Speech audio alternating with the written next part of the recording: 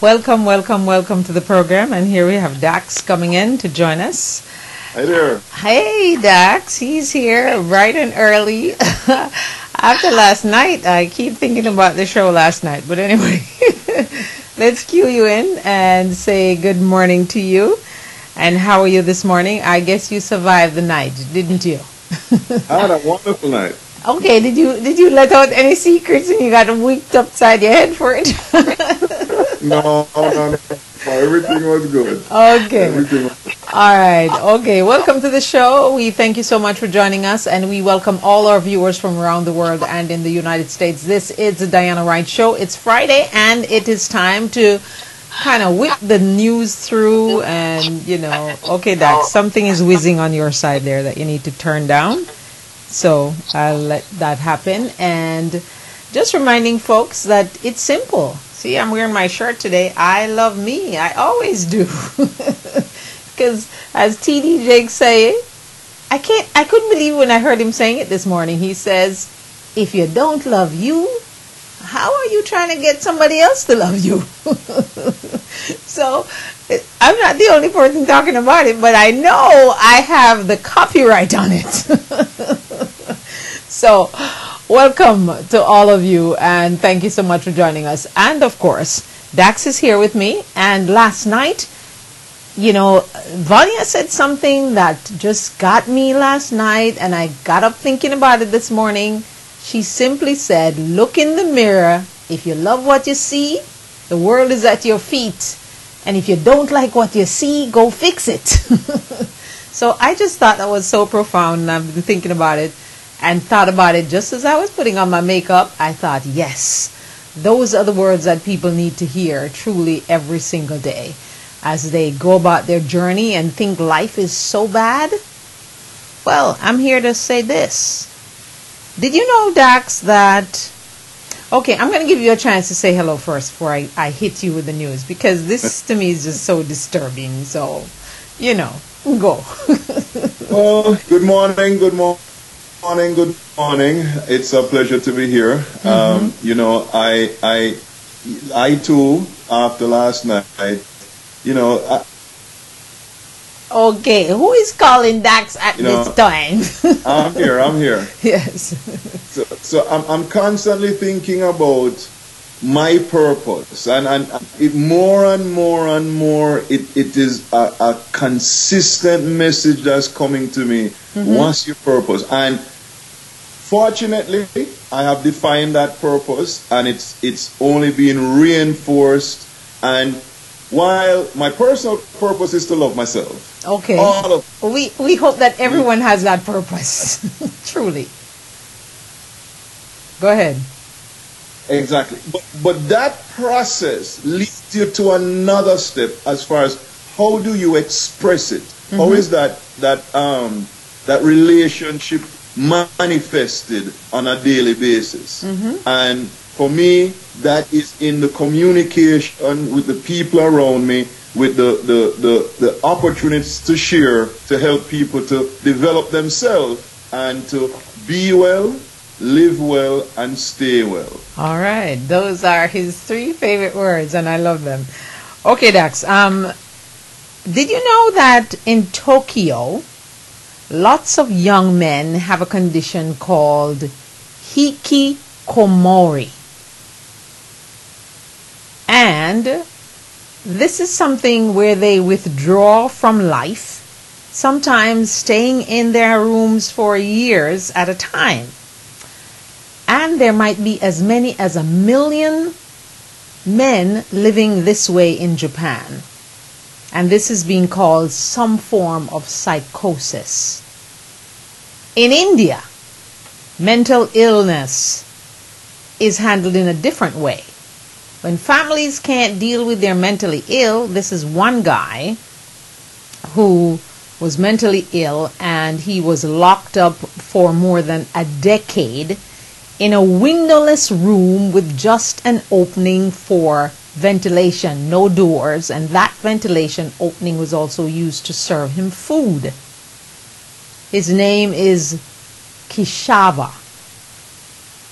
And he was released recently because some officials in Bangalore heard about it and took a whole lot of men there to knock the walls down, and thousands of people watched and cheered as this happened. And when he was rescued, it is assumed that he's in his late 30s. He was disheveled and all, of course, for so long, hair is long and all that kind of stuff. And on the flip side, in the more wealthier countries like Norway, they treat their mentally ill in a more humane way. They have actually arranged something called a nationwide weekend gathering for family and friends with intensive and professional support. I was truly saddened by that story, because I remember years ago there was a story coming out of Jamaica written by a white woman who went to Jamaica and discovered that a lot of people in Jamaica who had children who had mental illness or were retarded or anything of that nature, or some kind of disability, they were locked away too. So she exposed the story, and people were saying, oh my God, I didn't know that happened. But it's happening everywhere, it seems, now that we catch this. So, I thought to myself, we're all so worried about what we have, what we don't have, but there are so many other people who are just suffering without anyone knowing. Sure. Yeah. Sure. I totally understand the frustration with reading stories like this. Yeah. And but more importantly, I also understand the challenges that the parents of people with these type of conditions face. Now, when you started off, the guys in Japan seem like, okay, well, somebody is feeding them, so they can afford to stay in their room. But if you stop feeding them, then they probably would have to make some arrangements and maybe leave the house. But the truth is, there are people with mental illness. So if these are able-bodied men who just choose to stay home, maybe it would help for them to get out, get some fresh air, and then reacclimate themselves into society. But they're saying that this is some form of mental illness, and the writer of the story kind of asked the question, who decides if you're mentally ill? If I decide to go lock myself in my room right now and don't come back out for a year, am I mentally ill, or I'm just retrieving from society? So that was her question. It's a great question, and for me, mental illness is the inability to deal with your environment. And in as much as our environment sometimes is crazy, yes, and drives us crazy, normal quote unquote normal normal human behavior is the ability to navigate and manage the stresses of day-to-day social living. But it means taking on some crazy stuff, dealing with, people who are out to get you, and, a system that's really stacked against you.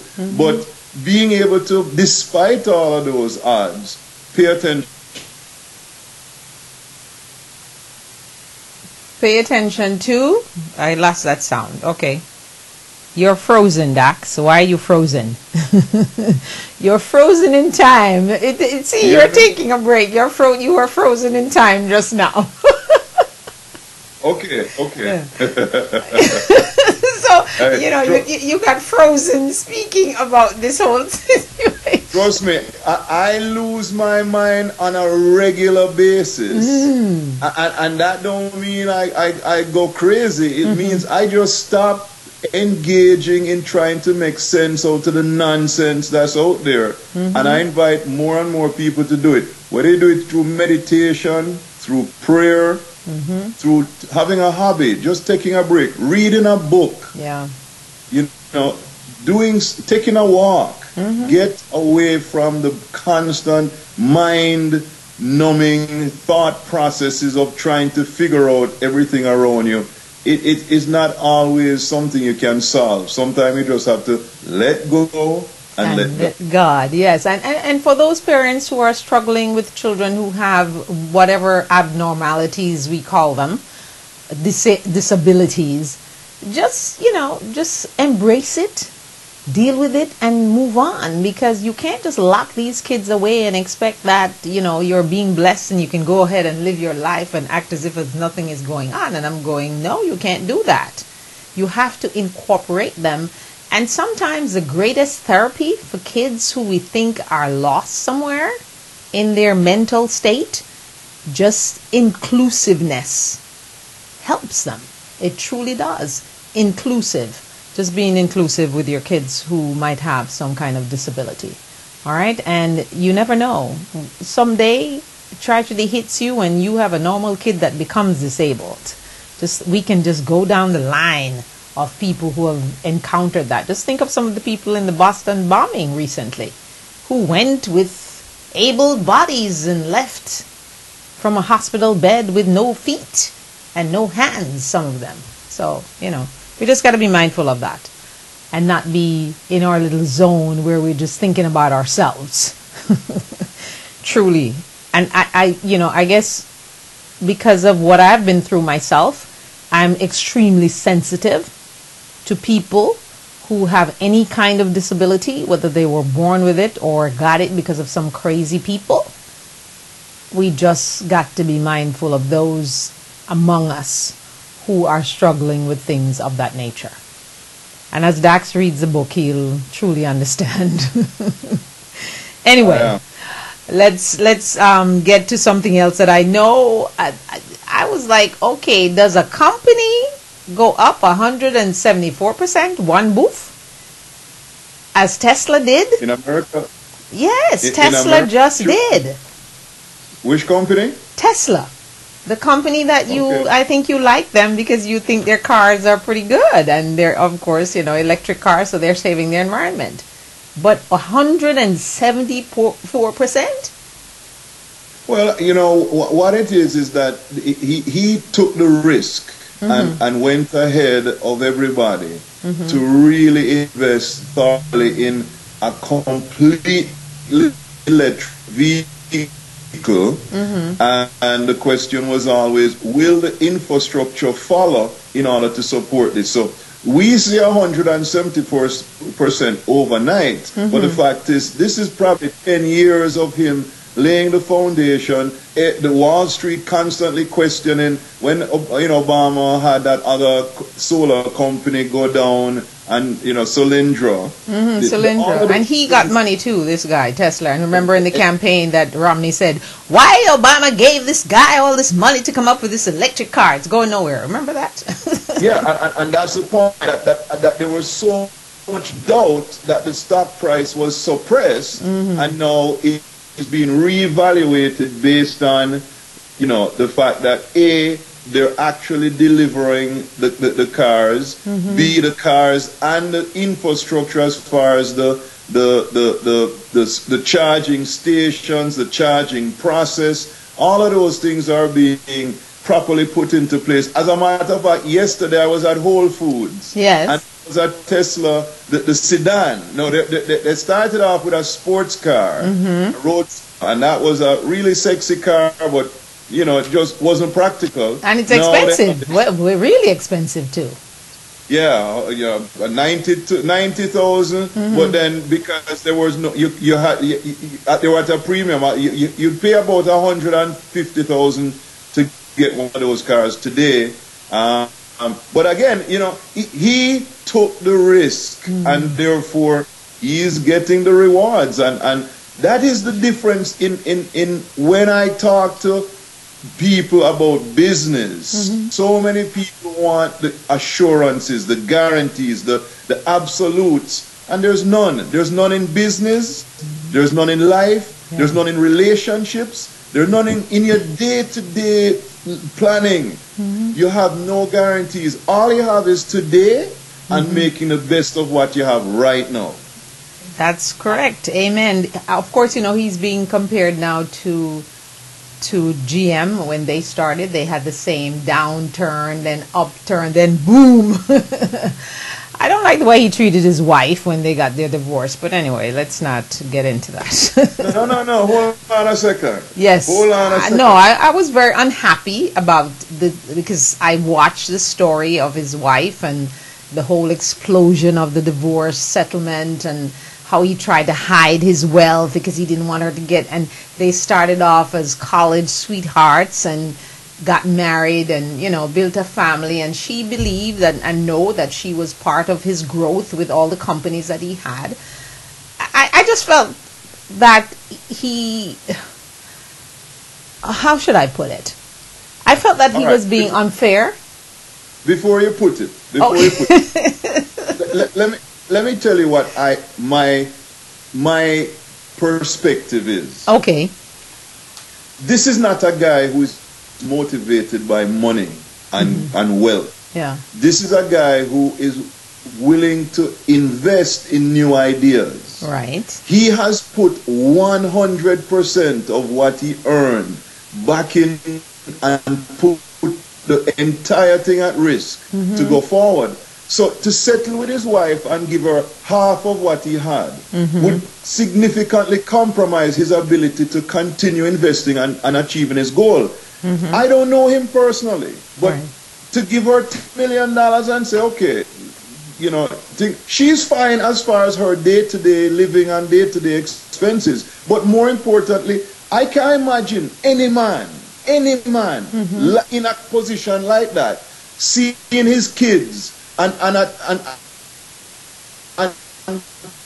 go forward in life and say, well, now 10 years after he's divorced, he's going, well, you and your mom, all the best to you and you. I'm sure he will always be there to support them in so many ways, but to give her this great settlement to say, well, you're entitled to half of everything that we earn together. I don't think that's his mindset. I don't think he's saying, I don't want to give you half. He's saying, I don't want to give you half that would prevent me from continuing to do the work I need to do. Let me work on the money and I'll take care of you later. And I feel that, I think in time we'll see that work out. That's my hope. Well, I think she got, eventually it all came to a head, but I just didn't think that it was worth going through all that exposure of everybody fighting out about your business, and it was just nasty in my opinion. But anyway, it seemed to have been settled to some degree, and she is now doing okay from what I gather. Anyway, I know this one is going to get your goat because this week the big news is that housing is on the recovery, and of course the interest rate went up 1 point and people are running to make sure. But I wonder if they were listening to Bernanke when he spoke from the Federal Reserve and when he was in front of Congress and all the things he said.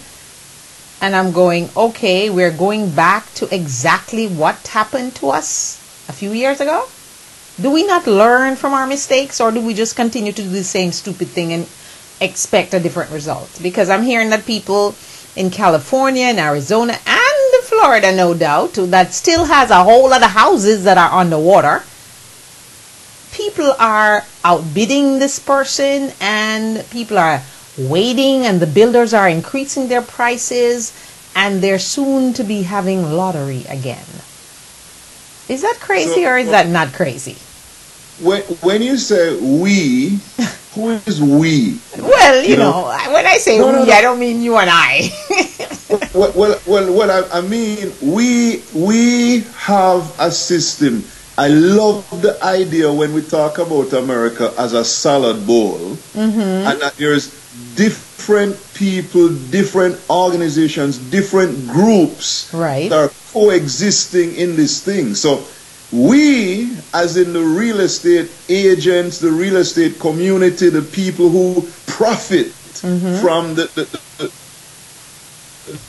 business of real estate, we are putting out there that there's this great boom in real estate and causing the other we, a completely different set of we, the new buyers, the people who are uninformed, who've never really understood what's going on in the real estate market, to use those people to drive the market. And we on the real estate business side feel we're doing a good thing because we're restoring the value of real estate. We're re-stimulating for the third we. There's three we's. One the business people, two the actual consumer, and three the government. Yes, the government. And we are supporting the government as business people to get consumers back into homes, to stimulate the economy so everything goes along. So in that, we three are driving this whole new approach to this real estate boom.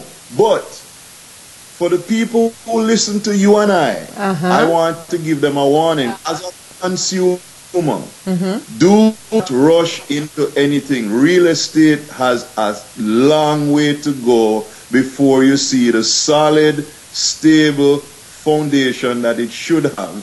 But more importantly, no matter what you see in real estate, always remember it's a business. If you're getting in, have an exit strategy. Do not buy a house thinking that it will consistently go up in value for the rest of your life. You need to buy it with a timeline and do your homework to make sure that your timeline is in line with the market expectation, not what your real estate agent tells you, but with the historic performance of real estate. And right now, real estate is in a slow growth stage. No matter how the spikes go, it's going to average out to a low rate of appreciation over the next 3 to 5 years. Wow. Okay, thank you for that, because I'm right there with you with that, because I keep wondering why they're doing this, because it seems like we're just going down. Okay, I'm hearing myself back. What am I doing here? That's wrong. Okay. Dax, you need to turn your volume down. There you go. How is it now? Yeah, I think no, I'm still hearing myself. I'm not supposed to be hearing myself. Any better? Yes. No, it's still there. Still there. Okay. Let's see if I turn my thing down here. If I make it any better, but I don't want to turn you off. All right, let's. I hate that when I'm hearing myself. It gets so All right. Still doing it. Anyway, let's just, ignore it. Okay. All right. The story about, did you hear the story about the baby that was born because the mother, a young teenager, went to the bathroom, had a pee? Oh, this is driving me crazy. So let me talk while you think of that. I'm not getting the feedback on my side, but that's a baby in China who got stuck in the tube. Yeah, I think that is miraculous. I don't know the details of it. I don't know how the actual baby got where he got, but the fact that he survived, that they were able to rescue him, it's an amazing process. But it's sad that it happened. Yes. But at the same time, it's amazing that he survived. He's a survivor for sure. But it's amazing because they actually showed the whole thing on television, where some plumbers got together and some people and cut the pipe that the baby was in, and then they couldn't get it out there, so they ran to the hospital with it, right? Yeah. And they showed this, the painstaking way that they had to cut that pipe to make sure they didn't hurt the baby. It was incredible when I was watching it. I was going like this, it's like, oh my God, the baby's not going to be, okay. And then boom, you hear the baby is fine. And I just thought, God, you are truly miraculous. Absolutely. Yeah, so that was a big wow story for me.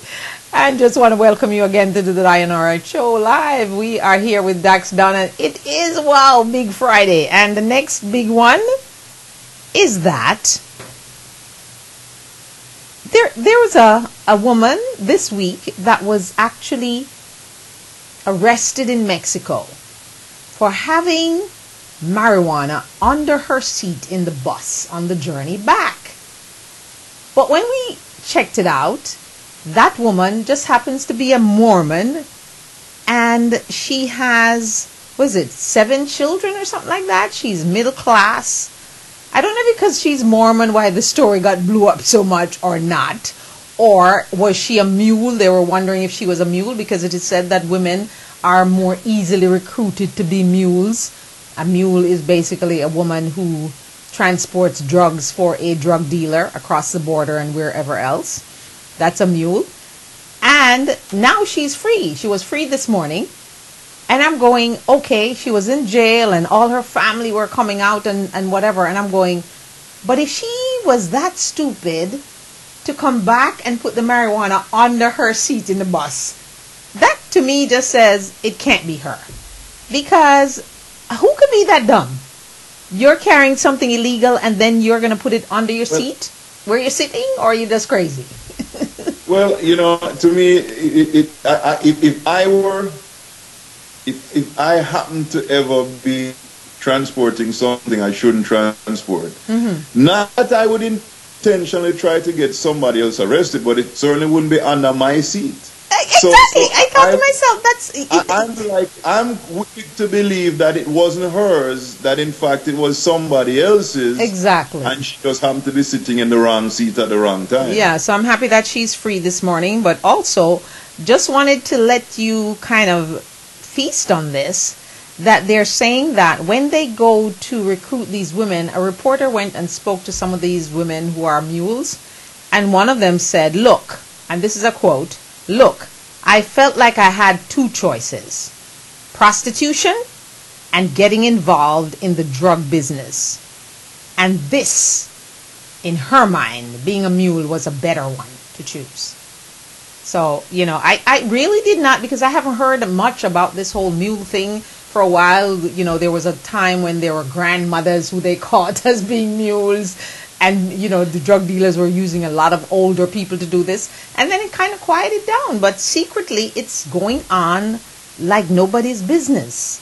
Yeah? So, anyway. Okay, here's this one affects people who are planning to vote in next year's election. And, of course, it affects mostly the presidential election. Because it seems like, you know, the Republicans believe that they are entitled to the White House. And, you know, like Mrs. Romney said, it's our turn now. I heard her say those words on television on Good Morning America, and I'm going, lady, what do you mean it's your turn? There's nobody's turn to be in the White House. You run, the people like you or they don't. And when they find out that you don't like 47% of us, then they're not going to vote for you. You know, so despite the fact that everybody's saying, oh, if it wasn't for Sandy, the storm, and Chris Christie hugging the president, then he would not have won. Baloney. So here it is now. Before the Supreme Court, there is, just before their term ends in June, which is right around the corner. Yeah, June is here already. The justices will decide the fate of the most potent part of a law, widely considered the most important piece of civil rights legislation passed by Congress, the Voting Rights Act of 1965, the time that most of us don't even want to remember. So if the court were to strike down part of the law, which it has signaled a willingness to do in the past, it would dramatically reduce the federal government's role in overseeing voter discrimination in a wide swath of the nation. So the U.S. Supreme Court prepares to enter June with the term's biggest cause yet to be decided. Signed by President Lyndon Johnson and renewed by Congress 4 times since then, most recently in 2006, a key provision requires states with a history of discrimination, like, you know, those places in the South, at the polls to get federal permission before making adjustments to their election procedures. So some of those things is like voter registration ID. The requirements applies to major changes, such as redrawing congressional districts so Republicans can win. And, you know, minor ones like moving the locations of polling places so that the people don't know where they are. And the law was at the core of the legal battles last year. Remember, in 2012, it was big, that blocked strict and wanted to introduce those strict new voter ID laws in Texas and in South Carolina. All right, so under the pre-clearance requirement, 9 entire states, 12 cities, and 57 counties elsewhere are presumed to be acting improperly whenever they seek election changes. So this is what's coming up in front of the Supreme Court.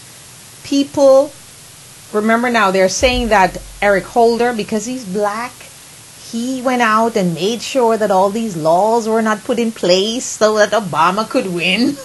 And here we go now. The court is again going to try to decide this thing and change this thing up, just like they did. Remember what happened with the election with Gore and Bush? And now we heard Miss O'Connor come out in her late retired years saying it was a mistake. Here we go again. I think this is another mistake, that the Supreme Court should not be involved in this again. The states should just not do what they're trying to do to win elections. What's your thoughts on that? I believe that the Supreme Court of the United States at this point is actually quite aware of the problems that we are facing in our legislative branch, which is the Congress and the Senate. And I believe that they will act in the best interest of the United States in leaving these rules in place, and in fact actually in doing things to better serve us, the people, that I really feel like the you know, even the most conservative among them have spent enough time on the bench, and that these newer people that have come on that are really, you know, holding their feet to the fire are actually making progress, and that we are going to be surprised and pleased with what happened. That's what I believe. Okay, well, I hope that belief is correct, because I do not want to see a repeat of 2012. I mean, seriously, it was just horrible. And what makes it bad for me, or what ticks me off about the whole thing, is that America goes around the world trying to fix other people's elections and observe other people's elections, and, you know, here they can't even fix their own stuff. I mean, they can't even get the votes counted in Florida. Florida wasn't even counted and finished way on after Obama had already won. You know, so I just think it's shameful for them to go and observe in Jamaica and in Venezuela and all the third world places, and then first world, we can't do it? Something is wrong with that picture. I seriously think so.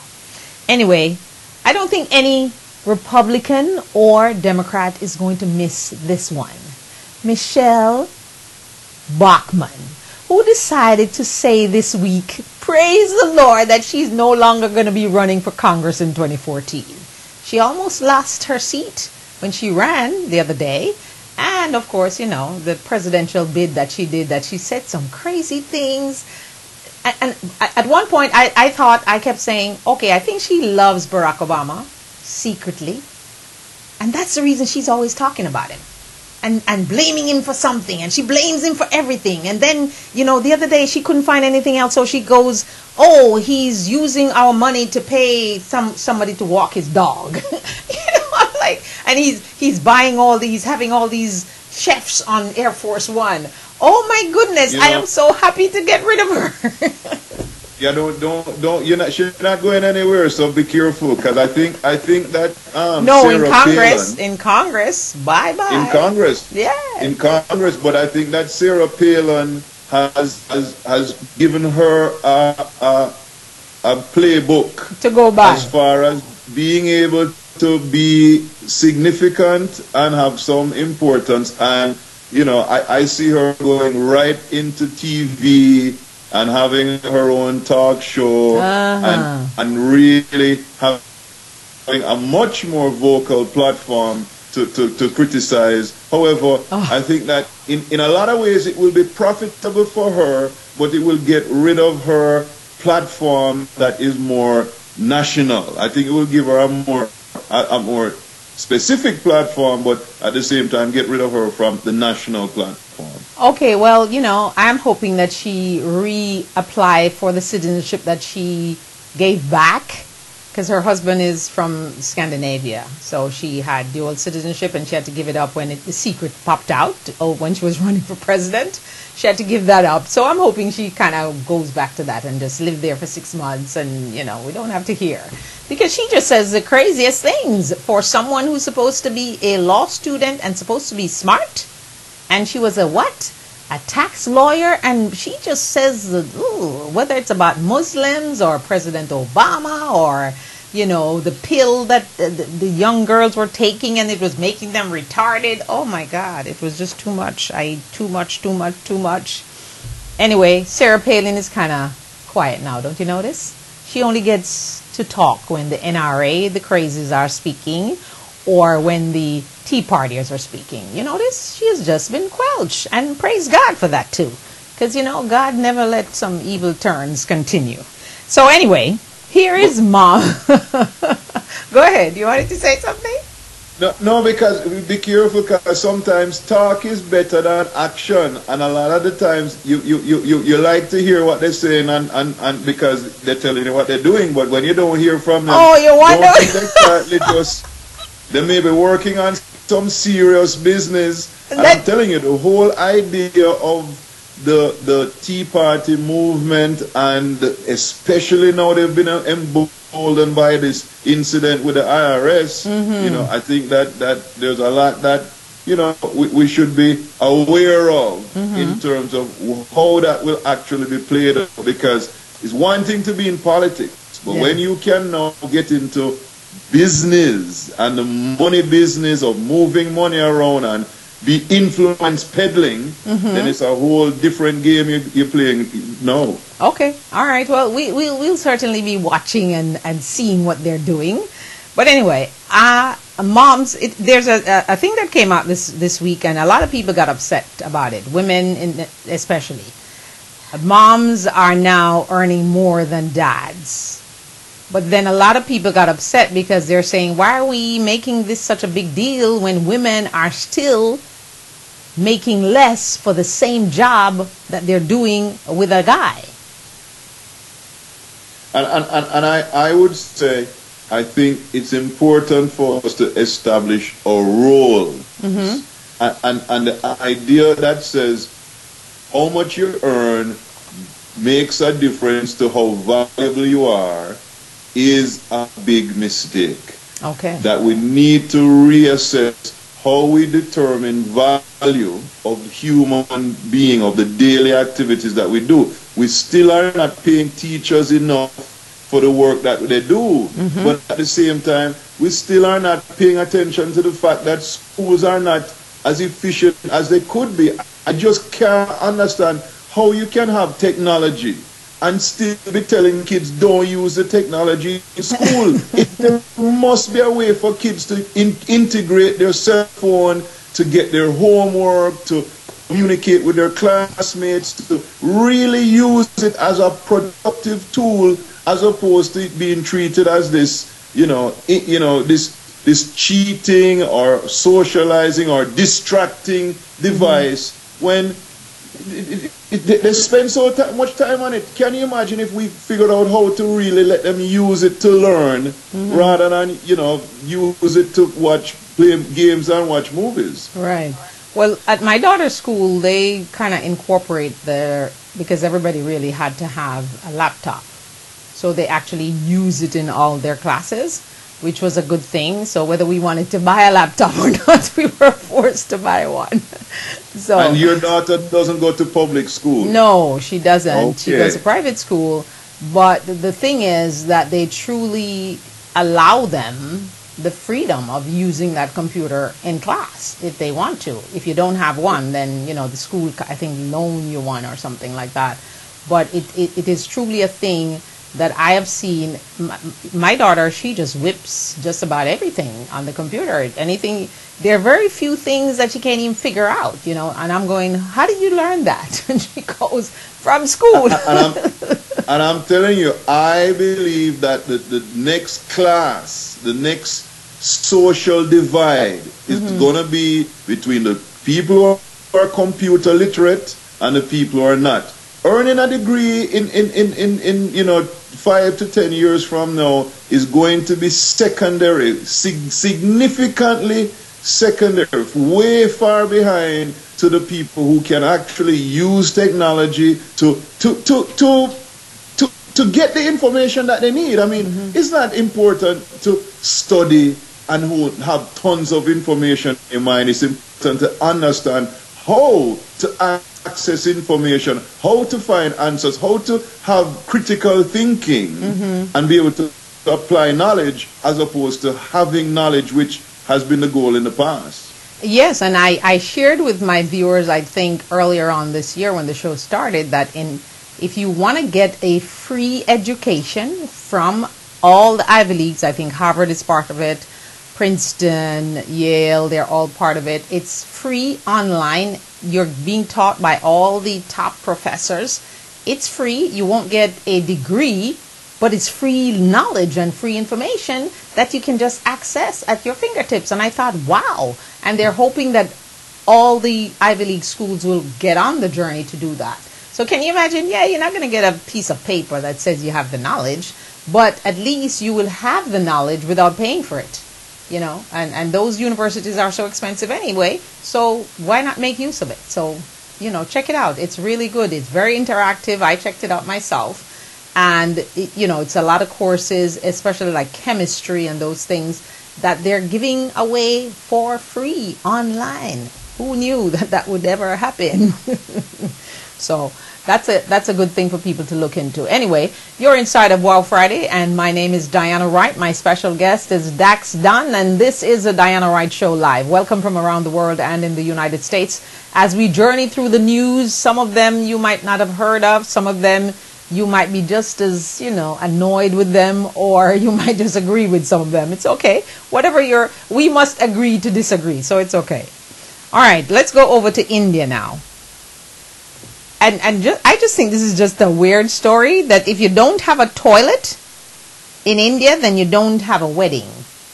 That's the rule in India, where grooms are required to provide proof of toilet ownership before participating in a mass marriage ceremony. The Indian state of Pradesh wants to help poor women get married. So what did they do? They created a program in 2006 that paid for couples to engage in mass marriage ceremonies. The state even awards them with valuable housewarming gifts. Who knew? But aside from that, impoverished women staying single, the state has another problem: poor sanitation. Hence, a man, when he's applying to get married, he has to take a picture with himself and his toilet. I laughed. I was puzzled. I wasn't sure how to take this. But they actually showed pictures of the guy with his toilet.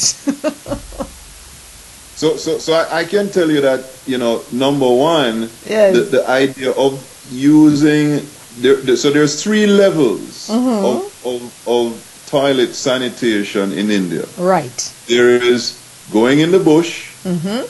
There is going in a hole in the ground, which is common. I mean, most places have a hole in the ground. There's still lots of homes that they have a hole in the ground. It is considered normal. That is normal. Yes, it is right here in the story. So you're not saying anything strange. It's right here in the body of the story that I didn't read yet. A toilet with the seat, with that you actually sit on, that flushes and everything else, is considered to be, you are advanced. Right. It's where everybody is moving to, but it's certainly not the norm.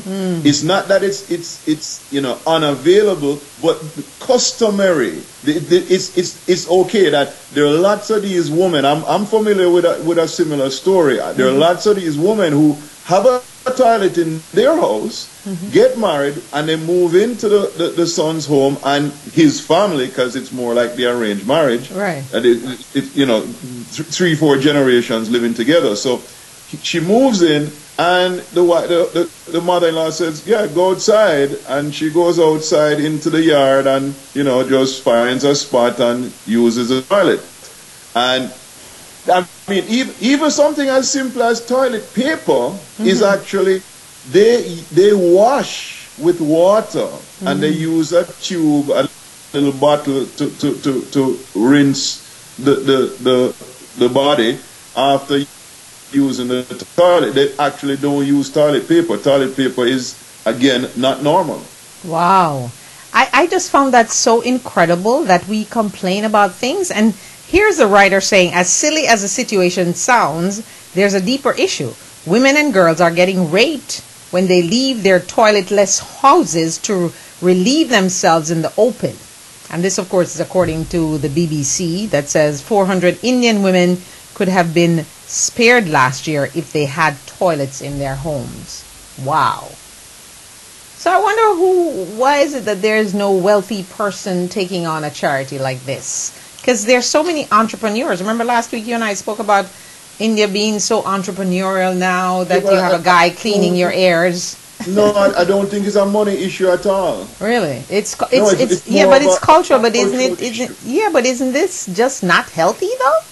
No, and I'm saying to you, for 5,000 years, people have been doing what they've been doing. It's normal. Now you're introducing a new system and saying this is the right way to go. And right. I mean, let's take something like Burger King or McDonald's. We say, oh, that's fast food and it's convenient, but is it really better? And I would say in a lot of ways, no, it's not.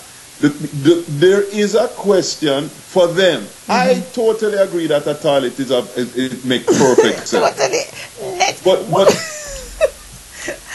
I conjured up a whole lot of stuff in my mind when I was reading that story, okay? But I'm telling you right now, they're okay. I wanted to ask Dax too. Have you ever been to India? Because I always wanted to go, but I haven't been able to yet. Not yet. I'm supposed to go in November. So oh well, see. My goodness, I want to go because they have some customs that I just find it's not crazy or anything like that. It's just intriguing to know that people complain about little things. And then I think, no, but they're not really complaining because that's, as you said, that's their custom, that's their culture, that's what they know. So right. They don't know any different, so it's no big deal. Well, and the little that I know is that India is a huge country. There's so different. There are so many different languages. That different dialects, different stuff. So, to sit here and say India, and like I know everything about India, but I can definitely tell you that you'd be surprised to know that even Indians living in the United States still keep certain customs like not using toilet paper, washing themselves, and consider using paper to be nasty. Wow. Versus actually using water to wash yourself and clean yourself after using the toilet. Okay, well, that means a lot of Indians must be having bidets in their bathrooms. Anyway, go ahead. It's just a little plastic bottle that you squirt. Okay, all right. Well, let's go on here now. Too much information? No, not too much information at all. The bidets I know are popular because I actually when I watch HGTV and I see these American people moving overseas and moving to Europe and all those different places and they go, oh, what's that? And the realtor will say, it's a bidet. When you finish as a woman, you wash yourself up, even, after you use the toilet. And they're going, oh, we don't have that in the States. And I'm like, yes, we do. There are quite a few houses in America that do have bidets. Okay. You just didn't know about it. So, but you're saying they use just a bottle, I guess, I guess people will say that's a primitive way of doing the thing. Yeah? Sure. So, but it continues. In 2013, my goodness. See, that's the reason I keep telling people that you must travel and you must research and think about other countries because in your little world here, oh my goodness, there's so much to discover. when you go out of your comfort zone. So, well, I'll give you a little piece of information that I found. I've been looking into and finding quite interesting. It's not on the same line, but just a tidbit that may be useful to your viewers today. Somebody said to me the other day, washing rice is very important. Yes. And I think, okay, well, you're washing it because, you're in a third world country and you're washing the rice because it has trash in it and all of that. And I went online and actually watched a video from a Japanese company that was talking about washing rice to use it in a rice cooker. Right. And what they showed is that the rice actually has the starch in it. It's not about the trash. It's literally the starch on the rice. And going right back to the conversation we had about soaking the nuts. Right. That process, actually, I've done some research since Wednesday, and I'm finding more and more, not only rice, but lentils, but beans, but everything, soaking it overnight changes the process completely. Wow. And more importantly, a much more healthy product. In fact, just like how we say ackee, if you eat it at a certain time, it's bad for you. Yeah. That's the same type of thing. That there is a film, a substance that coats lentils, beans, rice, grains to protect it.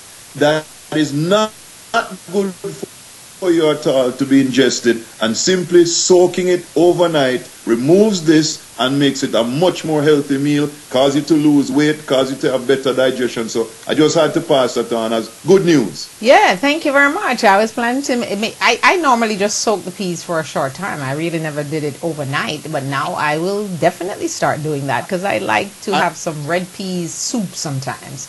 Which I'm kind of, the rainy season brings on that urge for some soup. Sure. So, yeah.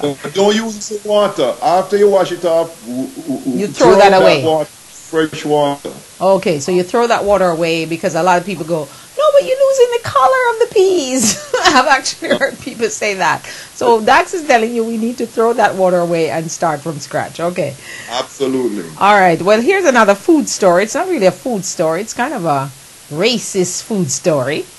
On Sunday night, a Papa John's customer in Sanford, Florida, the same place that we have that Trayvon Martin thing going on, checked his voicemail and heard a message from the driver who had just delivered his pizza. Not knowing he'd accidentally called the customer, who just happens to be black. The driver used racist terms to badmouth the customer and his wife to his co-worker. A keen bigot with a fondness for opera. The driver then launched into a musical number, replacing the lyrics of The Marriage of Figaro overture with racial slurs. So, the customer posted a video of the voicemail. People are just so stupid. He posted a video of the voicemail online, and so Papa John CEO John Shatner has since had to offer a heartfelt apology. And I thought to myself, he did this on Facebook actually, right? So the driver, he had to fire the driver and his co-worker, obviously. But I thought to myself, again, some stupid people. Are you going to go post something like this on Facebook? You're not thinking that anyone is going to see it?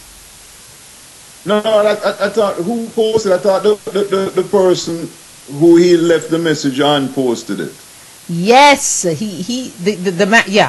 customer posted it on the voicemail thing. So it kind of got I misunderstood that part. Yes, it's the customer that posted it. Because at first I read the story and I carried it over in my brain because I didn't flush that part out of my brain. I kept saying, but why would he do this? And then I realized it was the customer. So thank you for correcting that. It's the customer that posted it. And it picked up such fervor on Facebook. I think think there is also a process of us looking for this kind of thing as well, though, because if when you get good service, you go thank you very much and you think there. But when you get bad service and you have an opportunity to complain, we're quick to think that can we really hold Papa John's responsible for one idiot driver who was just nasty and he's mean? An idiot. Yeah. Well, I tell you, it's like the whole idea that black people don't tip, And that is such a lie, because we never leave a restaurant without tipping, and especially if the person is nice. You know me, I love to talk. So I'll say, oh my goodness, you were so wonderful. You are in the right profession. I always do that. I'm telling you. And, if they're nasty, I will normally say, don't leave them any tip, because that service was horrible. But then you go, no, their salary is really small. Maybe they're just having a bad day, And that is the type of things that we are constantly trying to find a balance with. But number one, I refuse to take on the responsibility of all black people. Amen. Anywhere. I am me, and I don't walk around as a black man. I happen to be black. I am Dax Dunn, and I do the best to be the best me based on what I know, my experience, my finances. I mean, it's not about trying to prove yourself. It's just about being yourself. Yeah, being yourself. Well, that's the same thing. His name is Dax Dunn, and my name is Diana Wright, and this is the Diana Wright Show Live, and we are going through the news and we're ripping it apart, basically, is what we're doing with the news. Okay, let's go to this one now. This one is a good chuckle, I think. eBay just recently had to shut down an auction run by a gentleman called Ari Mandel, who was selling, quote, my portion in Olam Abba, which means heaven. Okay? So he was selling his portion of heaven that he thinks he owns, and he started his bid at 99 cents. Within hours, it went up to $100,000. Now, is that a laugh or is that not a laugh? So, listen to what he says now. Sadly, eBay ruled that items for sale must be tangible. So, you must be able to touch it, feel it, see it, yeah? Although Mandel left the Orthodox Jewish community he was raised in, he believes he's accumulated enough good deeds to have a good spot in heaven. His listings noted that while, quote, I've done my fair share of averas, which is sins in English, I have a decent amount of unassailability, mitzvos, good deeds, under my belt as well. Inspired, we're going to sell off or nirvana as soon as we attain it, just not on eBay. I just thought that was an incredible story. So guess what? I'm selling you some heaven this morning. And we're not starting the bidding at 99 cents. I'm going to start it at $100,000. Because I think heaven is worth much more than 99 cents. So I had a good laugh. Yeah, I really heaven did. Is free, so yes. You just have to claim it. Okay, all right, okay. Did you see the story about the president with the lipstick on his shirt, and he said to the crowd, I'm making sure that you all see the lipstick on my collar because I don't want to get in trouble with Michelle, so I'm calling out the person, which was a young woman who was the runner-up on the American Idol, who was at the White House and kissed him. I think her name was Jessica Sanchez. So she kissed the president, and her lipstick accidentally got on his shirt. So he just declared to the crowd, yes, she did it. So I don't get in trouble with Michelle later on this evening. I thought that was a great, fun piece of news for the week, okay? So, anyway, all right. What is this now? Okay, as we wait for Dax to come back, we just continue to go through some of the news that I thought were just insane. Okay, a gun that was found on a dinosaur ride at Disney World in California. But the owner of the gun, when he got the gun back from the police, yes, he had a permit and all those good things, but he had the nerve to say he did not know that a loaded gun was not permitted in the park. So I'm here to say to you, all of you ladies and gentlemen who are actually, okay, Dax is back with us. Yeah, Dax, the story about the man who had his loaded gun in his pocket at Disney World in California, and then he was on a ride, the dinosaur ride, and it dropped out of his pocket. So a grandmother and her grandson went to sit at that seat, found the gun, gave it to the cops.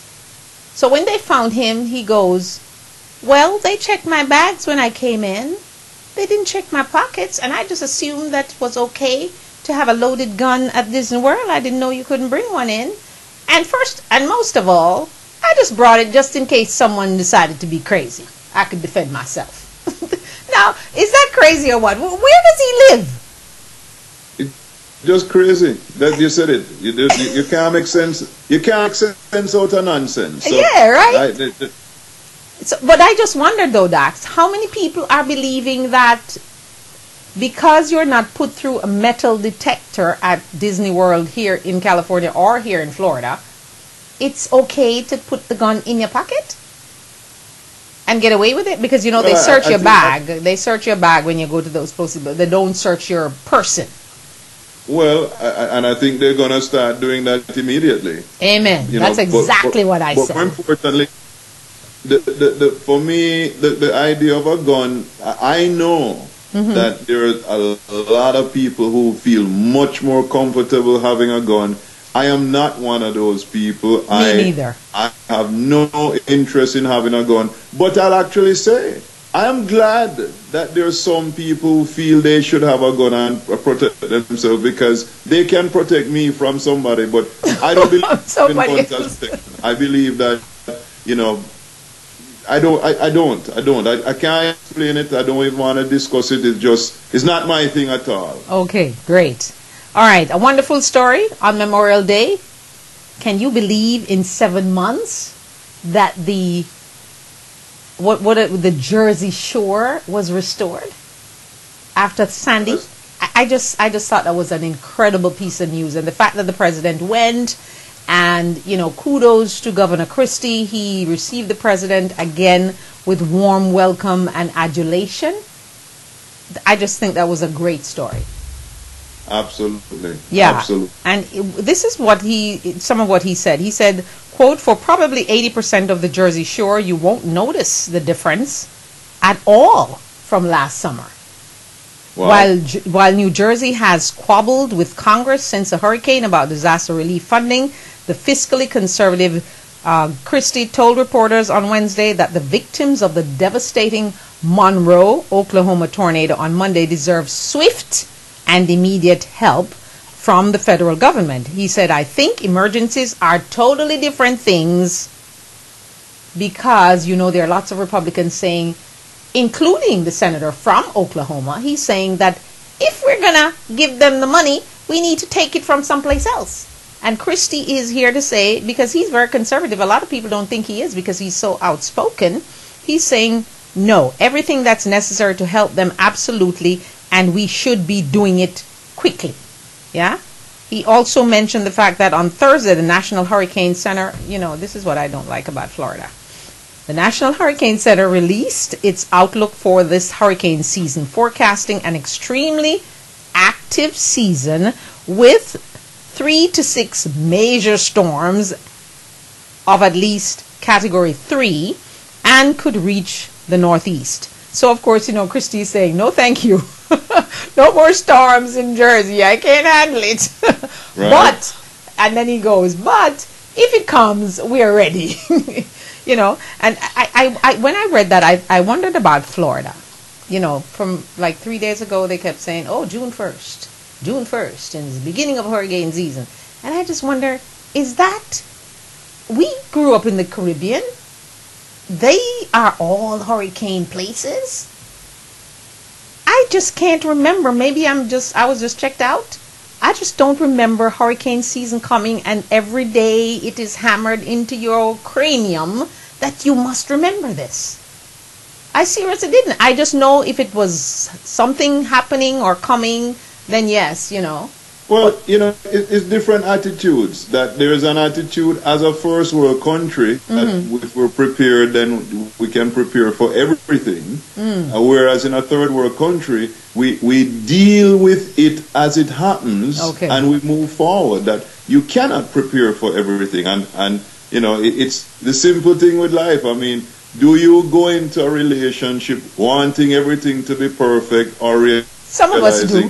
We have to build a perfect relationship. Yeah. Or do you go into the perfect business? You buy a franchise because everything has been worked out already, so you're going to just make your money now. And this is the attitude that America has in general. But the reality for most of the world is, no, we got to deal with things as they come. And when the storm comes, you deal with it. But you have to pile up and prepare and overbuild and overstock. Waste of resources, waste of time and energy. Alrighty, good advice for those of you who panic. I had a person move out of my neighborhood who is from Trinidad. Him and his wife sold their house. They sold it at a good time too. Moved to Carolina. And the reason they moved, he just couldn't handle the whole psychological thing of every June to go through the process until November. And when he moved to North Carolina, here you go, bad weather. And I thought, oh my God, I'm so sorry for Brooksy. He left one disaster to go to another. So you just never know. You, as you just said, you can't prepare. And you mentioned something about franchises being, people think they're going to just make the money and whatever. Cold Stone Creamery. What an example that was. That you have the franchisees suing the person who sold them the franchise because they said it's set up against you. You just can't make any money. Because the company owns everything, so we need to just do our research. Anyway, here's a good one. The Pope happily announced during a mass at the Vatican this week that the big guy in the sky is cool with everybody, including, God forbid, atheists. He said this, quote, "The Lord has redeemed all of us with the blood of Christ, not just Catholics, everyone." Pope Francis, Amen. Pope Francis declared, he continued and he said this, quote, "Father, the atheists?" he asked himself. "Even the atheists?" He assured those who spend their Sunday mornings eating bacon in the sun or watching cartoons. While commentators have noted this is a departure from the Catholics only thing stance of his predecessor Benedict, there is a caveat that non-believers must try really hard not to be asses. But do good, we will meet one another there. And he promised that. Amen. Amen. I told you this guy Francis is different. He is very interesting. Yeah. Now, Diana, I am going to have to run and leave you. Okay. I have a delivery at the door right now. Okay, wonderful. Good delivery. That means business is going. Have a wonderful weekend. And you do the same. We'll catch up on Wednesday. I have lots of questions for you about lots of things, including beats. I look forward to it. Including beats. So you better go and research all about beats. No problem. Okay. All right. Take care. All right. Okay, Dags. Bye. All righty. Take care. All right. That was Dags, my special guest. Had to run and leave us, but it's almost time for us to go anyway. So I'll just go through some of the other news that I thought was significant with you. And there's one that a lot of people are saying no to weddings. So if you get a wedding invitation, a lot of people are saying no because they say it costs too much to be invited to a wedding. Okay? So a 29-year-old Canadian woman decided to say absolutely no to no more invitations because she said she has a new policy, no go. Because in 2012, she spent $7,000 to attend 6 weddings. Between the gifts, the dresses, the travel, the bridal showers, the bachelorette parties. How much debt and financial burden are you being saddled with just to go to someone else's wedding? Just say no go. All right. So if you're asked to be in a wedding, though, I'm advising you, please, if you cannot afford that dress, because unless the bride is a millionaire, you're going to have to pay for your dress and your shoes and your hairdo and everything else. So just be mindful of that, all right? So if you get an invitation to a wedding and you really can't afford it, don't sweat the small stuff. Just say no go. All right. Some other interesting stories here, but we'll save them for next week as we thank you so much for joining us. And before I go, I always have to remind you that April 30th is I Love Me Day, and it's 2014. It looks like a far way off right now, but it really isn't. And then also, I have to remind you about October 5, which is a day that Save a Life Jamaica Foundation is having what? You notice I wore white this morning? I wanted to wear white to show you that the party is going to be, the theme of the party is a white party fundraiser, or a white fundraiser party, whichever way you want to turn it. So you must wear white to the party. You can wear anything you like as long as it's white. So we want to see a sea of white with people donating $30 to a great cause, Save a Life Jamaica Foundation. That's what we want. So it's a white fundraising party, October 5. You are going to have a wonderful time and feel within your spirit that you have actually contributed to make someone else's life a little better. All right? So Save a Life Jamaica Foundation, October 5 is the date. Circle it on your calendar, and if you can't make it from wherever you are around the world, we invite you to go to SALFJ. That's the website address. Save a Life Jamaica Foundation. Just, use the letters that begin each word and get on, and you will be able to donate the $30 there. So Save a Life Jamaica Foundation, wonderful fundraising event, a white party coming up October 5. So start looking for your outfit from now. You see how much time I'm giving you? It is now the end of May, so you have June, July, August, September, and then you're hit with October 5. So you have a lot of time to look for that outfit. Guys, you're easy. You just got to put on a white slack, pair of pants, and some hot white top, and you're ready to go.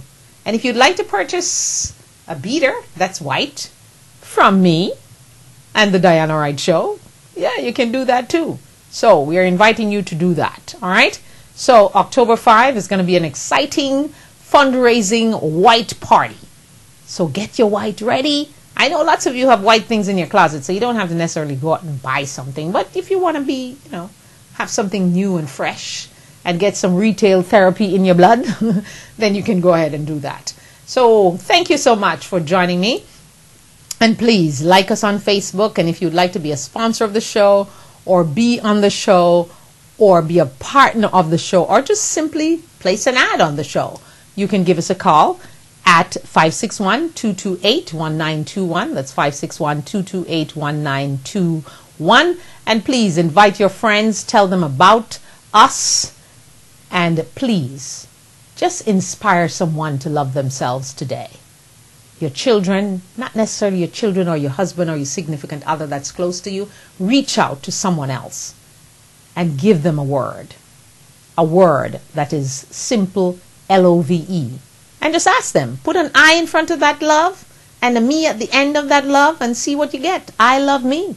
You can play a puzzle with them to make them laugh, because I'm sure it will encourage them to love themselves. So thank you for joining me all this week. Come Monday, I'm going to have Pastor Seaton here. He's going to update us on what's going on with immigration in Washington, because we know things are going on, but they're kind of doing it behind closed doors, and we're not so sure what's going on. Only thing we know for sure right now is that it passed part of the Senate there, and of course, 13 years you got to wait, and there is indeed a pathway to become a citizen. So we'll hear some more details from Pastor Seaton on Monday. All right? And of course, Tuesday, here we come. We'll have Judith from People 490 to give us some more tips about finding a job. And if you need a job, she has an agency that will find you one. So you need to go on her website at people490.com. It's easy to remember. And then Tuesday evening, we have none other than Dr. Melanie. We have a lot of medical questions that we didn't get to this past Tuesday that we'll ask her. And she is a general practitioner, so it's easy for her to answer all my questions, and I normally have lots of them. Come Wednesday again, it's Wellness Wednesday with Dax Dunn and myself, and Thursday, and then of course Thursday evening we allow men to speak. Vanya and Dax normally join us for that, and of course Friday is Wow Big Friday. We're not on Friday evenings because, you know, it's family time, so... Thank you so much, and have yourself a wonderful, wonderful day. This is the day that my daughter graduates from high school, so I am so proud and so happy and so thankful to God for getting us through a journey of tragedy and devastation to get to this point. And you'll read all about it in my book, Deadly Negligence, soon to be available on Amazon.com and, of course, on my website, and on Six Hearts Publishing website also. So I'll give you the rundown like I said, I just finished doing the final edit, and I need to give the final approval today, and we will soon be able to get it. You'll be able to read it, and it will, I promise, restore your faith in God and His miracles, and I hope and pray that I will win some souls for the kingdom through the book. Have a great day. Have a great weekend. Be blessed. Stay prayed up. You have to pray. You have to trust, and you have to meditate a little bit on God as you go through your journey. Remember, if you love something, set it free. If it comes back, it's yours. If it doesn't, it was never yours. So don't sweat it. Just let it go. Let it go. As I say, au revoir, adios, and ciao. Peace.